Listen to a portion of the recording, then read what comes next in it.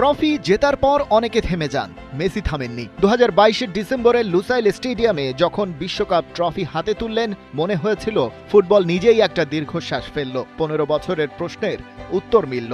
Messi আর্জেন্টিনার জার্সিতে বড় মঞ্চে কিছু করতে পারেন না, সেই বিতর্ক চিরতরে শেষ হলো। মেসি ম্যারাডোনার পাশে দাঁড়ালেন, ফুটবল পেল তার পূর্ণতা। হলো ঈশ্বরের সাথে দেবতার মোলাকাত, জীবনের মানে যেখানে আলাদা, যার একটা অন্য অর্থ আছে। সবাই বলল এই তবে শেষ, যাবার হলো বেলা। কিন্তু না, তারপরও তিনি ফিরে এসেছেন 38 বছর বয়সে। ইস্টার্ন টাইম জোনের রাতে কনসাস সিটিতে আলজেরিয়ার বিপক্ষে মাঠে নামবেন। অনেকে যখন ভেবেছিল কাতারেই শেষ, তারও প্রায় 4 বছর পরে। কিন্তু কেন? কারণটা আসলে সহজ। বিশ্বকাপ জেতা একজনকে অমর করে, কিন্তু বিশ্বকাপ ধরে রাখা সেটা ভিন্ন মাত্রার ইতিহাস। এই কাজ শুধু দুটো দেশ করতে পেরেছে, 1930-এর দশকে ইতালি আর পেলের ব্রাজিল, 1958 আর 62-তে। তারপর থেকে কেউ পারেনি। সেই চ্যালেঞ্জটাই মেসিকে মাঠে ফিরিয়ে এনেছে।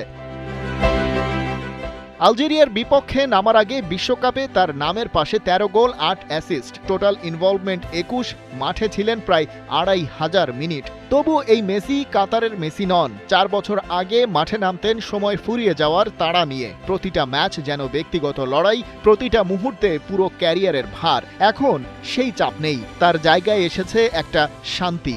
The piece came from domination.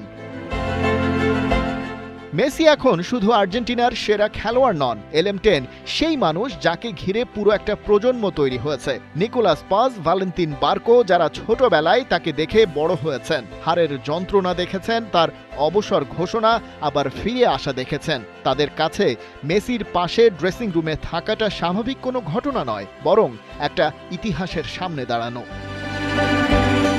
Scaloni জানেন মেসি এখন আর 90 মিনিট ম্যাচ কন্ট্রোল করতে পারবেন না। সেই দায়িত্ব এনজো ফার্নান্দেজ, ম্যাক অ্যালিস্টার, ডিপলের ওপর।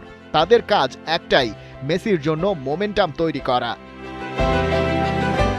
কারণ 38 বছরেও কিছু জিনিস বদলায়নি। আইসল্যান্ডের বিপক্ষে শেষ প্রস্তুতি ম্যাচে পেনাল্টি থেকে গোল, সেটা স্মরণ করিয়ে দিল। গতি হয়তো আগের মতো নেই, পা সামলে রাখতে হয় বেশি, কিন্তু ভিশন আছে, অ্যাওয়ারনেস আছে, আর সেই বাপা আছে। মেসির 90 মিনিট দরকার নেই, শুধু একটা মোমেন্টামই যথেষ্ট, ব্যাস।